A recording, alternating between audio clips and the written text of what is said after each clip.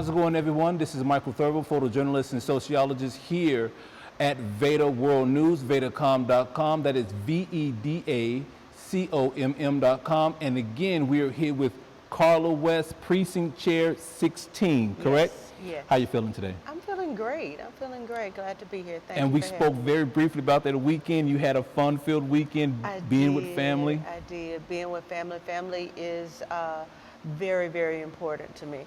Okay. So I was glad I got a chance to spend quality time with family. Okay.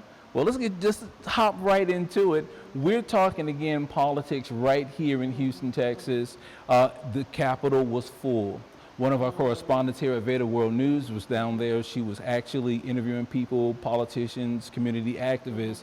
What are your thoughts on what just happened in Austin? Oh, wow. With what just happened. Yes, ma'am. More specifically regarding the quorum break Yes, for ma'am. this Texas session. I support the fact that Democrats did what they had to do to make sure that that this stacked vote did not go forward. Okay. And what I mean specifically about the congressional map that was redrawn for the state of Texas. When the subject first came about, it was just redistricting primarily for some of the districts here in the state of Texas, but largely that in Arlington with Jasmine Crockett would have been affected, and then here in the Houston area, a few districts. Well, when they did the map, quite a few districts throughout the state of Texas were affected. And it came from the Department of Justice, DOJ, Trump's organization. He and his, he instructed what I will call his henchman, Governor Greg Abbott, to come up with 5 congressional seats that would be largely Republican-led. And in doing that, Governor Greg Abbott called the special session, called for the vote. As you know, we spoke about it. There were hearings when primarily there was no map. At the hearing that I testified, there was no map. 2 days later, all of a sudden there's a map. Then boom, they're calling for the vote. In calling for the vote, the way the House is, the Texas House of Representatives, is largely Republican. So basically, our Democratic leaders and representatives there knew that had they stayed for the vote, even if everyone voted against the new map that was drawn to create these 5 seats, to steal these 5 seats, that the map would have passed. And that's just basically because of the way things are. Okay. As a prime example, the map had to be voted on in the committee level, in the redistricting committee. Within that redistricting committee, the Democrats were there, the Republicans there, but because it was largely Republican representatives there, the map passed. Okay. So to keep it from passing in the House, that's why they broke quorum. Okay. And that's in the House. It still has to go forward to the Senate. And even if Governor Abbott takes it to the Senate, some of the Democratic senators have gone to, it still has to come back to the House for a vote. Most of the Democratic representatives Well, let me gone. ask you this. Is there any specific laws on the books that state that Governor Greg Abbott cannot or must wait until the 10-year mark or the census mark in order to do any redistricting of the lines? There actually is not. So technically, would it be safe to say what he's doing is actually pretty much in step with law? Or is it that people are taking issue with the fact that he's doing it early? So it is not in step with law. It's not illegal, but it's not in step with law. So let me be specific. Okay. There's a scripture that says all things are lawful but not expedient, meaning you can do something, but is it wise to do? Is it ethical to do? And it's actually unethical. Traditionally, congressional districts and different things have been based on the 10-year census, which is done on the 0 years, 10, 20, 30, 40, et cetera. So we wouldn't be expecting another congressional till 2030. Well, because, as I said earlier, Trump's mandate that 5 more seats be found within the state of Texas, then that's when they said, okay, we're going to call for this, we're going to call for redistricting. So it's not illegal, it's just unheard of, it's unethical. But in this presidential campaign, we've seen a lot of things Well, that, let me that ask fall you, on those lines. Trump has already had his first term, and then now, you know, His people are second calling it term. 2.0, Trump 2.0. Is it that hard to believe that he would try to run for a third term? And is that even possible? Currently, right now, is stating that it's unconstitutional or against the law for any president to have a third term. Your thoughts on that? Okay, so yes, it is within the Constitution. It states that presidents are limited to 2 terms. Okay. Now, originally, when presidents came about, there were no term limits. But I cannot believe, I want to say Wilson, I might probably wrong on that. Okay. But one of the later presidents said, no, we need to have some type of term limits in there. So that's when the vote came about and the Constitution was ratified and amended to state that presidents could only serve 2 consecutive terms. Correct. We actually had a president that served 2 terms. There was a president in between, and then he came back. Can't remember which one that is, but that's trivia question. No, it's okay. So, but what Trump is trying to do, though, and he's mentioned it, he's been vocal about it, and that's why you've heard the term where they say no King's Day. Yes. He's trying to bring about it where presidents can serve indefinitely as long as they're elected, but the sneaky underhanded part about that also is he's trying to do away with elections. He's trying to make it where he will just be in there like a king, like a monarchy, until either by death, by abstention, or whatever. Well, So he wants to stay in office. Places like China, countries like China, where President Xi Jinping has been there for a very long time. Places like Russia, in which Vladimir Putin has been there a very long time.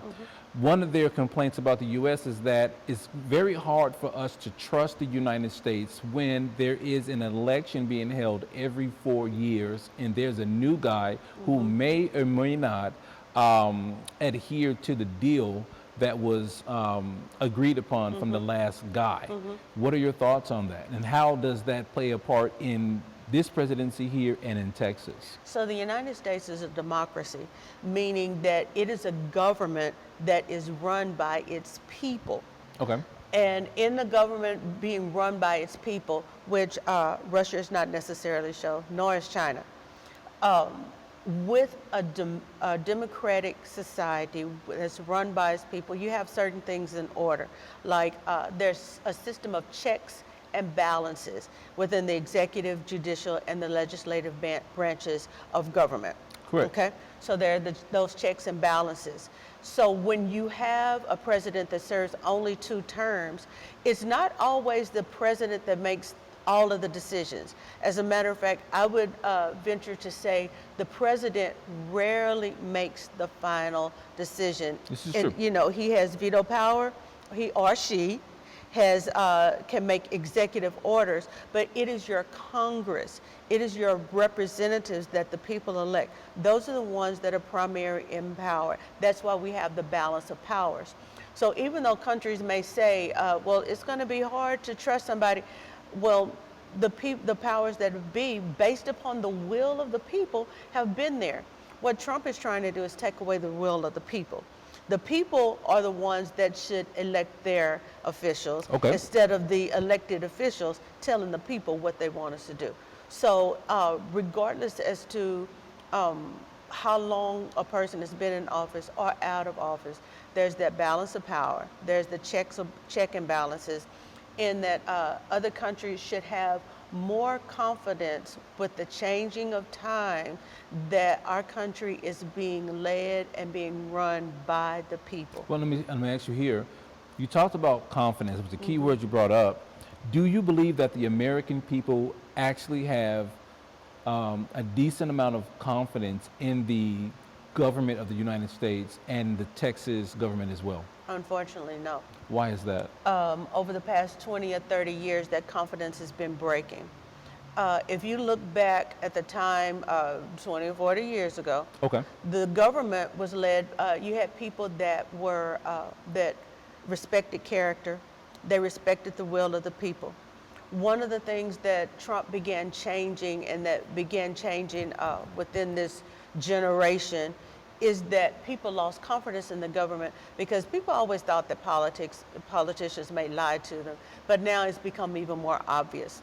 Trump in his first term, I mean, just repeatedly lied, and lied. But people became used to it, and for whatever reasons, we became desensitized. And I'm saying we as a whole, in generalities. Okay. So now we're at the point where people, they've lost faith in government. They think even more so that their vote is not heard. It doesn't mean anything. And the vote has been diluted at some point. But we've got to take that back. We've got to go and get to the place where votes not only matter, but people understand that their votes matter regardless as to what's going on. Okay. Now, for the average youth, we're talking turning 18, turning 21, maybe they're getting ready to cast that vote for the first time, who may not know how to vote, on what issues to vote. What would you say to them? So this is what I would say. First, do your research. Okay. Do your research, learn about it. There are all sort of elections going on. The presidential election that comes up every 4 years. Yes, ma'am. That is not the only election. It is not. We should be involved and engaged in each and every election, especially our local elections, because that's where the rubber meets the road. That's where it starts. The election of your judges, because they have a big say in what happens to society, which way they will rule, which way they are not. And judges basically will run party affiliated, Democratic, Republican, Independent, or whatever. However, they are mandated to abide by the laws. So you have judges, mayors, city council, school district. All of those elections you need to pay attention to, because those are setting up what happens in your local communities right where you live. So you have a say in that, and the more say you have in that, the more it goes up. Republicans will want you to believe that there's a trickle down. There really, really is a trickle up. Why do you say that? The reason why, because when we elect more people that represent our interests on the local level, on the county level, on the state level, on regional levels, and the more power that the people have, the more power that we exercise instead of us sitting back just letting things happen, then the more power we'll have in Washington over our national government. Okay. And here we're dealing with a lot of different issues here in Houston, Texas. Crime, but crime is everywhere, all throughout the country. So there's nothing unique to Houston, Texas. But what is unique is this push to get homeless people out of the city of Houston. And I just saw today that Trump was taking on the same exact measure right there in Washington, D.C. Again, where are homeless people supposed to go? What do we do with and for these people who fall into this category? So great. I'm glad you mentioned that. I did see that article this morning where Trump is basically, what he's trying to do is he's saying that within the District of Columbia, which is we know as D.C., it is not a state. It is a district. It is the area, and it is a city that's different from most of the country. Correct. And Trump is trying to say that because of crime there, we got to clean up D.C. We got to make D.C. look well. We got to take over the police force. Now needs to be run federally. It always has been, because it is a district. Correct. It is not a state. Okay. Correct. So that's a lie that he's trying to slip up on everybody. Is it fair to say he had a slip when he spoke about federalizing the police? Do you really think that he meant to say federalizing the Washington, D.C. police or the Capitol Police, or federalizing police officers as a whole? My personal opinion? Yes, ma'am. I think he wanted to say that. I think that he knew, or I would hope he knew. He didn't know Puerto Rico was part of the United States, so who knows? But hopefully he knew that the police force there in D.C. was already federal.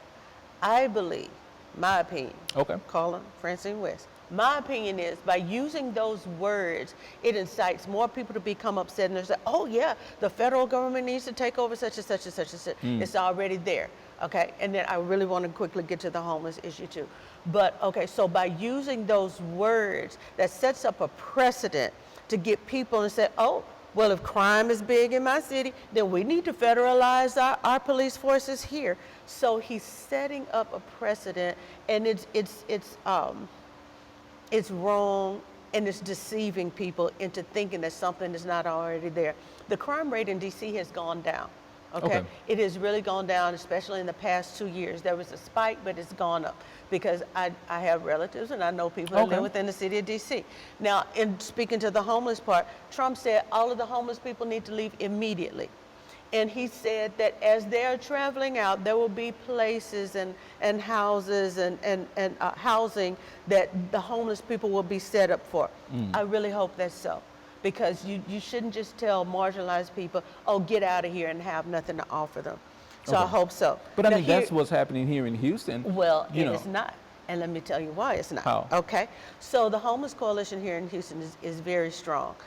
You may have seen when John Whitmire became mayor, that all of a sudden there was this big push to clean up, especially downtown and different homeless. There are a lot of places that are providing houses, one of which I used to be a faithful, proud member of St. John's downtown until God led me to go help out another ministry, but I'm very close with Bread of Life, their homeless ministry there. They provide all sorts of resources. There are a lot of places, a homeless coalition, that are providing really good housing services. More and more people are providing houses. So homeless people that want that assistance, they're able to find it. Are you hearing about it all that much? Not necessarily so, but if the media say, oh, there's no place for our homeless, that if you don't know these things, there's not, but there are places for our homeless individuals, not only providing housing, but the mental health support, all of that. We have courts now that deal with with homeless people kind of on a different level. You can't just allow people to stay in public areas because it's not safe for them. Largely, these are not the people that are committing the crimes. These are the people that are or by whatever circumstances that they found themselves where they are with no place to permanently call home. We shouldn't look down on them. They're not the ones that are doing the crimes, just like immigrants are not the ones that are criminalizing everything. Just like in DC, those are not the people that are committing the crimes. Understood. So there is a lot of resources for homeless people here. They've just got to, people need to be more aware of it. And that's also where those local and elections come in. If you want to have more of a voice, get in there, find out. The Coalition of Houston, Homeless Coalition, all of that, they're all providing excellent services. All right, well, shifting gears here, employment. What is going on in your estimate with the employment market? The job market for many people is looking really bleak. A lot of people are complaining that they're underemployed even though they do have a job, especially the college graduates. What advice would you give them? And of course, what do you think about this particular environment that we're living in with, the jobs being what they are right now? Okay, all right. So let me tell you a little bit of my history. Okay. I worked at Workforce Solutions for many years. Get out of town. Yes. You want to know a secret? What? I used to work for Workforce Solutions. Get I used to be a out. recruiter. Get out. Yes, I did. Yes, Yes, I did. I was an employment counselor, and I worked with a specialized program, NCP Choices. Okay. That was very near and dear to my heart, helping people that are behind on their child support. I work with them to help them find jobs and keep jobs. But that's not what I'm talking about right now. It's We're going to okay. talk about the fact that I am very much interested in labor market issues and all of that. So with employment, one big thing that happened that kind of slid up under the radar of a lot of people is that all of a sudden Abbott and other Republican governors and they want to say, oh, great, we have jobs here in Texas. We have jobs, which we do. Okay, Now, we do. Okay. Yes, ma'am. We do.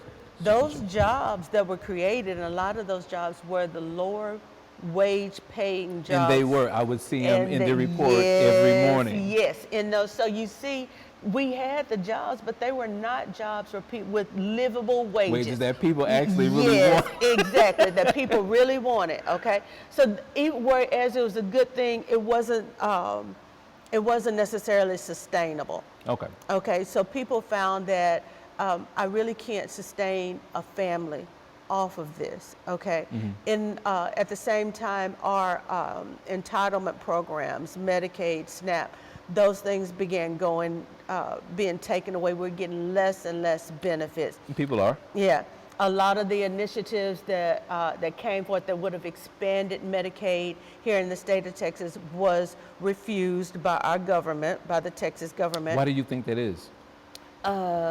Because they were largely Republican-led, and Republicans generally think that entitlement programs are bad. They typically think that people need to make it on their own, be self-sufficient. And believe it or not, Democrats, we think that people should be able to make it on and be self-sufficient. But the reality of it was, if it was a fair system, if more people were able to make a livable wage, if there were not things stacked against people that are marginalized, racial, poverty or whatever, we wouldn't need it. Okay. If everybody had the opportunity to earn, get a good education, then we wouldn't need it. But that's not true. That's not the reality that we live in. So Okay. we have to be a just society and take care of those that cannot take care of themselves and give them a help up. And I'm gonna tell you, there was a time when I was on, my children were on Medicaid and my children were on SNAP because of a situation that I found myself in where I was not able to work. Okay. And I appreciate it, and I would tell people, you pay taxes, right? This is your money. Utilize your money. I did that. It helped me. I got Pell Grants where I was able to get certifications, more education where I got on my feet, and I was able to be okay, where I make a really good living. I was able to take care of my children. They're grown now and take care of themselves. Okay. But the point of the matter, these are programs that are supposed to help give people a hand up. And I think everybody wants that. Everybody needs to have the opportunity. I'm glad for you that. brought up the SNAP program, because now they're looking at the SNAP program and saying, hey, you can no longer purchase junk food and different things like that with, SNAP benefits. What are your thoughts on that? I never think, like with WIC. With WIC, there's only certain things that you can buy. Okay, Women and Infants and Children program. With SNAP, I thoroughly believe you should not be able to buy things like potato chips, non-nutritive things. You should be able to buy more things because that's what the program is designed for. But now let me tell you this. If that's all you have to buy, if you live in a food desert, which many low-income places are, if you drive through lower economic neighborhoods, you're going to see liquor stores. You're not going to see a lot of the big grocery stores that are providing them with the opportunities and the means to be able to provide full and nutritious meals. So you have to feed your child what you can feed your child. And that is very unfortunate for a lot of people to be restricted because of geographical location to only have the ability to eat snack foods. Processed foods have come under fire, from the artificial dyes to the artificial sweeteners, now Preservatives, Coke, preservatives. Coca-Cola is now trying to revert back to cane sugar. Point of fact, I was at a local restaurant convention show right here at the Georgia R. Brown Convention, and Pepsi was there. Pepsi is saying from their representative that it's going to cost more because we do not make enough sugar in this country to sustain going back to cane sugar like that. Your thoughts? Okay, it is going to cost more because we don't. Okay. One of the things that our country is sort of like the immigrant thing. Okay, a lot of immigrants that came to this country, they found jobs working on farms, picking the vegetables, the produce, working on farms and all of that. We get rid of the immigrants, how are we going to eat? But the point of the matter is we don't have a lot of those sugarcane farms. Those are outsourced in other countries or whatever. Correct. So yeah, it's going to cost more. It's going to be healthier for us. But let's bring about more of this form. There's so much money that's in agriculture that we have to be more intentional in making sure that our legislators hear us and saying, okay, it's gonna be more expensive. Companies are saying this, that's true. But why can't we have more farms? Well, Why can't we have more pay for people that are out there doing that, that's feeding America? Two quick things. Do you think the youth of today are willing to go work in the agriculture field, especially on farms? And two, farmers are having a very hard time right now, no matter what the product is that they're pushing out, especially black farmers. What do you say to them?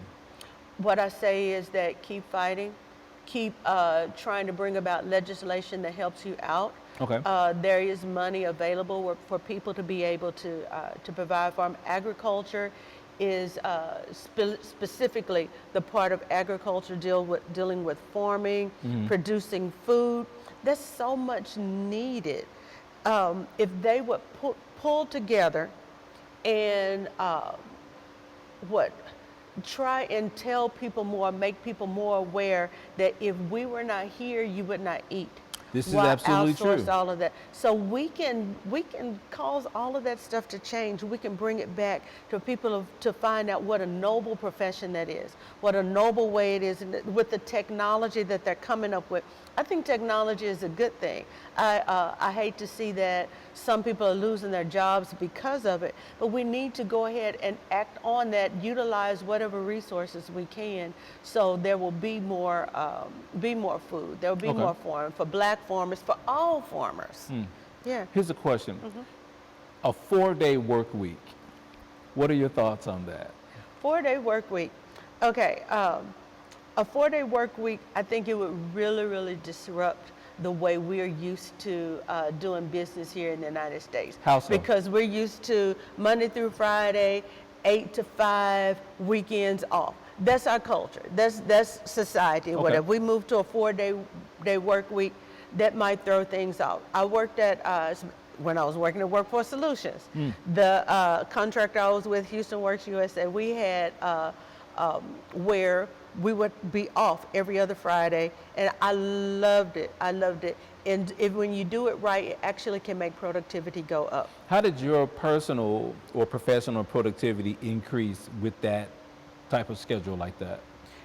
Because I knew when I had my Fridays off, those are the days that I would schedule to, if I need to go to DPS, renew my driver's license, Okay. I would go on those days. I Gotcha. wouldn't take off work, okay? I didn't have to take off work. If I needed to go to the doctor or whatever, I'd try and schedule it at times that I was already off, so I would not have to leave work. Because when you leave work, somebody has to do the work. Somebody has True. to get it done. So if you have people that are not there, the work is not going to get done, or somebody's going to be inundated with more work than they have to do. Understood. So it actually does affect things. I'm glad to hear that. Swinging into the realm of education in Texas, more specifically Houston, cell phone bans in the school. We talked about it very Yeah, we briefly did. last time. Are there any updates to that mandate? I have not heard any updates to that mandate. Okay. All I have personally seen is teachers praising it. Really? Yeah, people What on are the Facebook, teachers on saying? Facebook, the teachers are praising it, and they are appreciative of the fact that they have a little bit more control over the classroom and Okay. keeping those kids engaged and keeping their attention. Well, we're going to see what's going to happen with that with this year's school year. Yes. Because I know a lot of students, they're like, hey, my phone is attached to me. It is now a part of me. And now with the advent, well, not really the advent, but the inclusion of wearable tech, smartwatches, and different things of that nature, I'm very curious to see how that's going to pan out for the 2025 fall and spring school year. Well, what I would hope to see, I don't know how many children, and then some of these children are rich. They have more money than some of us with wearable things. Okay. So look, this watch. Okay. This watch was a saving grace for me. You want to know why? How so? Because if I get a phone call, I can feel it on my watch. I can look down and I can make the choice whether or not I want to make the call. If Okay. a text comes down, I can look at my watch. Oh, I can decide whether or not I want to answer it. And all the things, pretty much anything that I can do on my phone, I can now do on my watch. And that's great. If children, I don't know, if they had these, that would be great.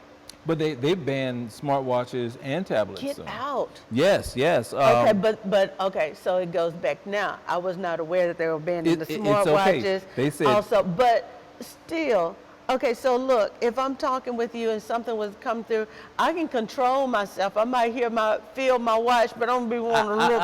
I don't know if the students. Yeah, but as a child, they should not be having those interruptions. They're there to learn, It is and true. they need to learn. And they every opportunity we can give our children to be able to learn in an uninterrupted environment, they should have it. Let's do this here. I do understand that you're on the Democratic ticket. Can I say that? Sure. Okay. Well, not the Democratic ticket, because the Democratic ticket is basically for elected officials. I am a part, a signature. Okay, for I a stand Democratic corrected. Party. That's okay. I stand corrected, but blue is your color. Blue is my color. We can say that, right? Blue, yes. Okay. Blue. Now, when it comes to the Republican side of the House, what things do you share in common with Republicans? Ooh, are you talking about me as a Democratic Party and speaking for the Democratic Party? You're talking about me as Karla? Either or, because I think that a lot of times we focus on the differences a lot. Okay, so let's focus on some of the commonalities. A lot of people are not aware. There are some Republicans that are not in favor of the redistricting. Okay. There actually are. Some people, some Republicans testified to that fact because they understand that by redoing the maps now, that it actually could wind up hurting them in districts. In what ways? In certain ways, especially in the urban areas. Urban areas have a tendency to vote more Democratic. Okay. Rural areas basically vote more Republican. Okay. So when you start redrawing districts, you start looking at different things, you start gerrymandering, which is the technical and the political term for it, then a lot of those districts are going to lose some of their Republican power. Some that are stacked, and that's a political term. They stacked some districts, especially those here in the Houston area Why? and in the Arlington area, to build in more people that voted traditionally Republican in this past election to try and do that. Now, this is where they are understanding and where it may come about, where it may shoot them in the foot. Okay. Okay. A lot of people are becoming disenchanted with the Republican ticket because they are starting to see that they were lied to. That was something that we covered here at VEDA World Yes. News, was that there's infighting within the quote unquote MAGA Republican, base, from things from such as, gerrymandering or congressional maps being withdrawn, all the way to geopolitical events or how this country is dealing with relations with Russia or even India with the tariffs and everything like that. I mean, it's just so much going on at this particular time. My question to you is, what is your prediction for the final 2 years of, would it be 2 years or 3 for the Trump? Three. So the midterm elections come up November 2026. There we go. Okay. So this, believe it or not, hit the man, Lord Jesus. He has not even been in a full year. As a matter of fact, I'm sorry for the relapse on my part because I had to really think about that because it seemed like it's been so long. We've been hit by so much in the short. It has what? He was. The inauguration was January 21st. Is August 21st will be 8 months. Yeah, and that's not. Look, we've been hit by so much. We just. He's in the, listen, I respect all politicians. I don't care what side, I do. love you all. It's just that he's in the news so much. And oftentimes, and I'm not choosing sides, but it's like for very controversial things and actions that he's taking. I'm at a loss of words. I know you feel like you've been through 10 years and 8 months. Already, yes. 2 or 3 terms in 8 months. I get it, and I believe that's by design too, to get people so tired, so just so inundated with information until we start zoning out and start being desensitized. So with the midterms, not until November 2026, a little over a year away, that's when I believe a lot of people are starting to, as you see, Republicans are wanting to separate themselves. Because I believe that a lot of people came into political office not just to put forth an agenda, but because they really care about people. They care about people being hungry. They care about people's health care. They care about people being able to take care of their families and themselves. Okay. They care about that, whether they want to do it with a Republican ideals or Democratic ideals or independent ideals. They really care about if people. They are caring when they come in.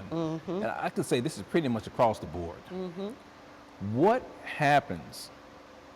What kind of mechanism is in place that messes with that drive that they previously had? Trump. That changes them. Because I mean, even on the federal level. And look, yeah, and I'm sorry, No, I'm cutting it's you okay. off. It's okay. But I developed my own term called a Trumpism. Okay, you heard it here first. And so, so you have fallacies. Okay. Okay, I heard you say you were sociology. So you know what a fallacy? A fallacy is a particular way of saying things or putting forth something that may or may not be true to get people to use Correct. it. So I've come up with my own fallacy, which is a Trumpism. A Trumpism is saying something that is obviously not true, but saying it so many times that Over people time, it start, becomes true. No, it doesn't become true, but people start to believe it to be true. It never becomes truth. Okay. People just believe it to be true, and people start standing on that. For example, I can sit here all day and tell you, you're blue, you're blue, you're blue, you're blue. Your face is blue. If I say it enough times, it starts setting up a thing in your brain where you want to say it, where you want to say, okay, well, maybe I'm blue. Okay. And that throwing in that little bit of doubt sets it up. So with the Trumpism, saying something that is not true. For example, with what we just cited earlier, Trump talking about how there's so much crime in D.C. We've got to do something about this crime. We've got to go and we've got to fix this homeless problem. Crime is down in D.C. If you look at the stats, if you look at what the truth is, something is already being done. So if you where look do in you this, think it's coming from? it's coming from the agenda where if I put forth a lie to you that I want you to believe so I can do whatever I want to do, I'm going to do that. Okay. Okay, so let me give you another example. Say that I want everybody to start eating broccoli. Okay? Okay. Broccoli is the new health food. Broccoli is wonderful. But our only choices are broccoli and asparagus. So what I'm going to say, asparagus causes cancer. Okay. If you eat asparagus, you're going to get cancer. You might get erectile dysfunction. You might get all this stuff that's not true that I'm saying Right. against. But broccoli is healthy for you. Broccoli is such and such. Broccoli and asparagus are both healthy for you. But if all I want you to do is eat broccoli because it puts forth my agenda, I might have broccoli for 'em. Gotcha. I want you, that lines my pocket, okay? A wise person, Pastor Rudy Rasmus of St. John's Downtown. He's pastor emeritus now, Okay. but I was there for 17 years. He said, follow the money. When Always. you start hearing something enough, just step back and say, that does not make sense. Let me follow the money, okay? So in following the money, all this stuff that Trump is saying, let's sit back. Let's follow the money, okay? Did you know that he put forth a thing to try and get rid of pennies? Well, yeah, because I would say primarily because we have a copper deficit, well, not necessarily a deficit, but we have Ooh, an that issue. sounds so good. Is that true? Well, yeah, we do. But if we're going to put forth, we got to get rid of this because of this copper deficit. We got to do all of this. But that's step like 6 now in leading to, we're going to move for a cryptocurrency society. Who was the person that put so much money into cryptocurrency that they would benefit primarily? Our good friend Donald Trump. So you got to look. You might have to kind of put through it, but Okay. people are not very dumb. Information is out there. We've got to use the information. This is true. Okay, and we've got to look at where all of this is coming from. And so, as I said earlier, okay, he wants to start saying, we've got to federalize the police in D.C. Okay, I believe he wants to use that because then he's already put forth legislation. And let me not stop saying him. Let me digress for a second. It's okay. I say Trump, I say Trump, I say Trump. I'm talking about the powers that be because that one man is not that powerful. That one man This is not true. there. I kind of like being like Whoopi Goldberg sometimes. Let's not even legitimize him by giving him a name. But I digress. But let me go back now. So we're looking at where it's already been legislated and put into law where police will not, it's decriminalized for them to shoot you, okay? Police are not going to suffer the same thing as students, which is setting up. We know what has happened in this country with our black and brown people, especially our black and brown men, where they have been shot and people get off. You know, what all of those people with George Floyd, even the one black man that was involved in it, they should be up under the jail for what let me ask you a happened question. and all of this. So and Go ahead. hold your thought. So if we've already taken away that protection, that police have immunity now we start talking about federalizing the police. So if something is happening in your cities, especially cities that are immigrant friendly, such as Houston, your sanctuary cities as they call them. But if you're federalizing the police, then okay, come on, it's mandates that set up. Oh, now it's okay for us to come in and we can do whatever we want to. We can start arresting whomever we want to, whenever we want to, deporting whomever we want to, whenever we want to. Okay. And it's already happening. Well, let me ask you, for Houston police on a local level, what are your thoughts on Houston police and how they're handling the immigration issue? As far as Houston police, I really don't know enough to speak on it. Okay. As far as ICE, them coming in, I feel sorry for those people that are immigration and customs agents. You know, Why? because I think a lot of them are doing jobs that maybe go against their values and their principle, just picking up people off the street. Okay. Arresting people without due process, doing things that are unethical, and unjust. But you are being mandated to do so. This is your job, but you're being brainwashed into it. A lot of the DEI programs, diversity, equity, inclusion, those are being taken away. A lot of the diversity training is being stopped. Because everybody was like, oh, diversity.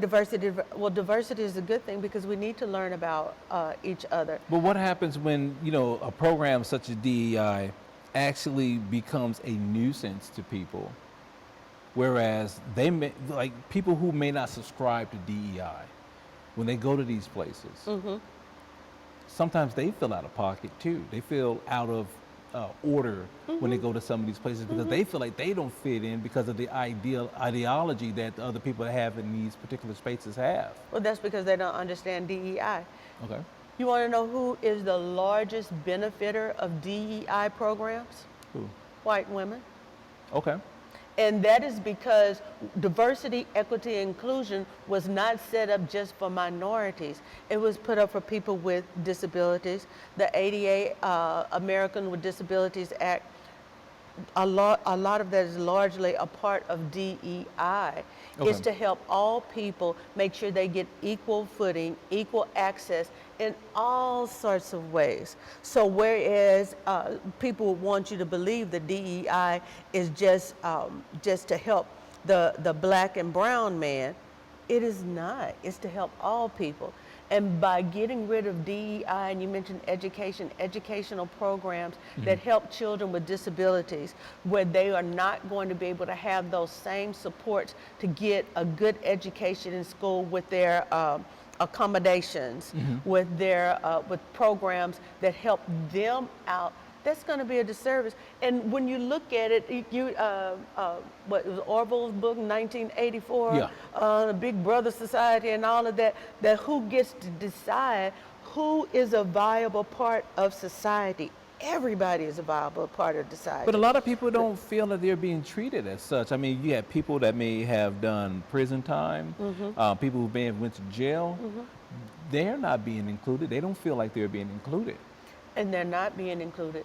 But How do we what fix they that? should be, you know how we fix it? How do we do that? It goes back to that vote.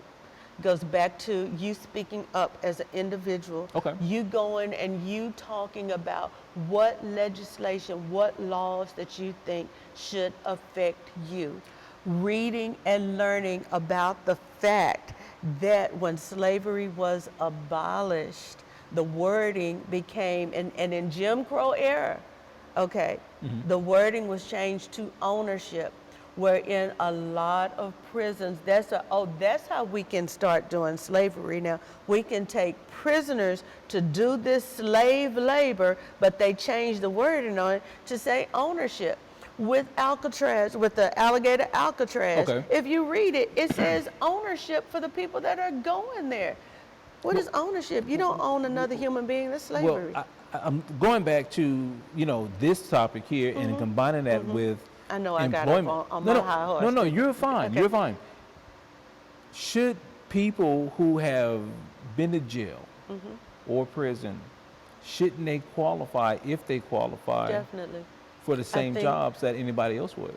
I think they should. Okay, so I told you about the NCP choices I worked with Workforce Solutions. 95% of the people that I work with had some type of felony or was just coming out of prison. Okay. Okay, in prison, a lot of those people learn trades, very skillful They in do? their trades. So when they came out, they were supposed to be able to get gainful employment. they're not. Well, so I had to get very creative and very proactive and being able to advocate for the people that I was working with to find jobs that would give them that second chance. What do you or think is whatever, the and I think barrier they for should have- employers? They're looking at a person that says, "Oh, this person's been to jail, or they be on probation or something like that. I don't think I can hire them." This People not stigma, understanding. like what is the that? stigma, people not understanding the human, that there's some people that are career criminals that just want to do wrong. But I believe there's good in everybody and there's bad in everybody. We all Okay. have our issues, but you must be willing to give a person a chance. You must be willing to get somebody and help. And this is what I would tell people that work with me, and they say, well, I have a felony. What do I put on my job application? You put down there the year that you were convicted, what your conviction for, and the time that you served. And when you go to that interview, if you get an interview, and I'm telling you, I was very, very good at my job because I would help them write up and highlight their skills to be able to go get an interview. When you get that interview and they ask, you be honest, yes, I paid my debt to society. This is what I'm doing now. I've changed my life around. For the most part, recidivism is not that big of an issue as what they would want to make you think. And recidivism is getting out of jail, Come back. committing crimes, and coming back, going back to jail. That's not as large of an issue as you would Think it would be. Yeah, it would think it would be. But because there are more programs now able to help people, but there needs to be more. I think that people with felonies, they shouldn't have their voting rights taken away. Why do they do that? From your estimate, It goes back to that Jim Crow slave thing. 'Cause I You really- committed a crime. You did this, and all of a sudden you are a bad person. No, no, no, no, no. 'Cause I look at You this don't. You're less than. that hurts society. When people can't vote, It does. It you're does. excluding people from voting. It does. I don't understand the reasoning, the logic behind that. Okay, this person went to jail or prison for whatever reason, and now you're taking a voting. Like, I don't see where those two. Okay. So, what you're saying is correct. Those two. They're not mutually things, exclusive. They're not mutually exclusive, until you want them to be. Okay. Let me tell you. Okay. In the maps that are being redrawn for redistricting, a lot of those people that they are counting, because prisoners are counted in the census, Yes. Prisoners are encountered in some areas. They're using those people to stack the numbers.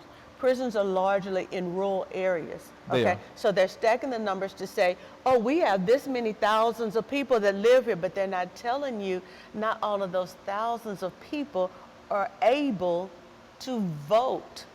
So that's another way of hiding it. That's a very good point. It's a way of lot of people hiding have it. not really considered that fact, because when you work with a census worker, there's a lot of things that they don't account for. They just see what's in front of them, like a product, and then they ask you a couple questions, and then they go on to the next location that they have to go to for a population size or sample. So I definitely understand where you're coming from. Yeah, and you fill out those census records.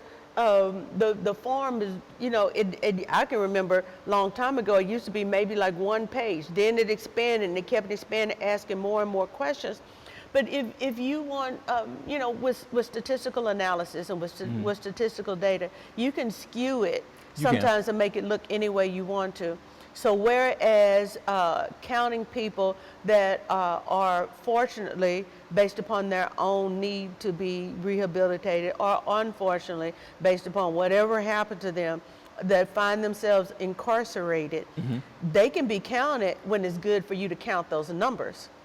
But when it really comes down to other issues, you want to push them aside and say So they mean nothing to you. Can we trust census data? I think you can very largely trust census data, because when the last forms for census was brought about, they were done in a very fair manner. And if you look at it, that's why the racial categories went from like white, black, Hispanic.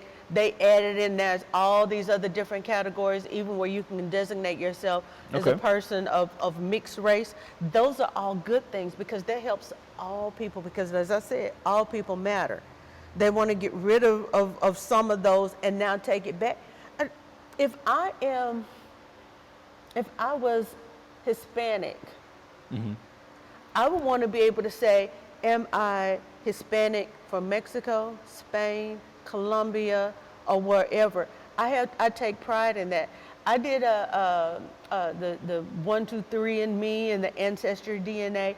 I found out that oh Lord, I'm trying to remember this. Does that really work? It worked, and it scared me. You know why it scared me? Because I found out that I about 24% Irish.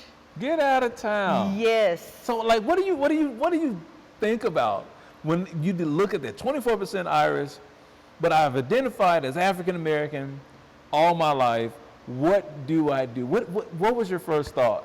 My first thought was, who lied to me? Okay. But then I started doing research. Okay, so it stands to reason a lot of us African Americans probably have a much higher percentage of Irish blood than we thought. Why? And look at that. When slaves were brought over, a lot of them came into North Carolina. That's where a lot of the slaves were sold or whatever. Along with that, Ireland was going through poverty. People were dying there. There was a famine. So a lot of people from Ireland and a lot of people from England got rid of Irish people, Polish people. They came to the United States. But because they were more fair-skinned, they were considered white, they were indentured servants. And they were the ones they were the ones that were the overseers. You know, they was riding on the horse, beating us black folks, you know, or whatever. But there was still intermingling. Okay. There was still a lot of it. So I'm like, oh, you know what? I can understand that my high cheekbones that I thought came from what was Native American blood, you know, Irish. Wow. You know, these freckles that I get is Irish. And so, and it's interesting, and it makes me proud of the fact I have an Irish heritage. I have a West African heritage. Okay. Look at me. Of course, I'm going to identify mostly as an African American female, but I also have that Irish. I also have other blood in me, French, you know, the Native American. I'm proud of all of that. Wait a minute, you have the Native American. When you going to open up a casino? That's what I want to know. I am not going to open up a casino because look, the Native American that I always thought was so high was less than 1% in me. Wow. Yes, but I still draw on that Native American, and I'm proud of it because I'm proud of Native American peoples. They were here first. When we came to this country, and I say Americans came to this country for whatever reason, they shouldn't have been thought. It saddens me to think about the Trail of Tears. It saddens me to think about how indigenous peoples were here, how so much of what we call the United States was Mexico. Yes. All the way as far up as Colorado and all of those areas, but was pushed out, and people would thought, okay, I'm not supposed to be there, such and such as, no. Let me ask you a Everybody's question. heritage is rich, yeah. Do you believe that in this country, people should either identify as American or not for reasons of solidarity? I think we ought to identify as American. I had a conundrum with myself. I said, should I be considered as African American or an American African? And I said, that's interesting because for my life, I've been an American. If I go back 2 or 3 generations, my people have always been in America. But if I go back further, then that's when that African heritage comes up. So, okay, I'll identify as African American. I'm very proud of that, and I'm okay with it. But I think people ought to be able to say, you know what, I'm American. What does American mean? American means that I have a rich heritage that may include Africa, Ireland, it may France, Colombia, Brazil, the Caribbean. It may include all of those. As Americans, I think we should be proud of our heritage. We should be proud that we're a nation of immigrants that came together and we found a land that we could all grow through and thrive, that people from other countries, if somebody would want to risk leaving their home, it takes a lot for a person to want to leave where they were born and that's all they want to do. Even right here in the States, it does. Yes, in the States, and go somewhere else. Let's be welcoming, especially when we require them to pay taxes. This is true. And they pay taxes. Let's be welcoming. Let's give them honor. Let's say, you know what, I value you as a person. You are helping me. Let me help you. Let's all grow together. Let's all be brothers and sisters. I think that's the way God designed it, and we need to ascribe to that a whole lot more than we do. Okay, closing thoughts. Yes. What do you expect on the local level within the next 2 weeks? Ooh, within the next 2 weeks on the local level. Okay, so there's stuff going on with the county, with Harris County. Okay. Okay, they're trying to get rid of Judge Lena Hidalgo. She's facing a lot of issues that are going on with her. Why is she so much in the news personally. so much? She's in the news. I personally, I like Judge Lena Hidalgo. I know she's fought for a whole lot behind the scenes, but there are some people that disagree with her, and that's fine. People have a right to disagree with her. Okay. But I hate to see that she's had to be more vocal, and it's not always in the nicest of ways that she's had to be vocal. So that we have that issue going on with our local government within the city of Houston. Mm-hmm. We have some people that are leaning, that tout themselves as as Democrats. Mm-hmm. But the things that they're doing is more supportive of a Republican agenda on the not good points. Okay. You know what I'm saying? I'm not going to call out any names, but people that I think we ought to have bipartisan support.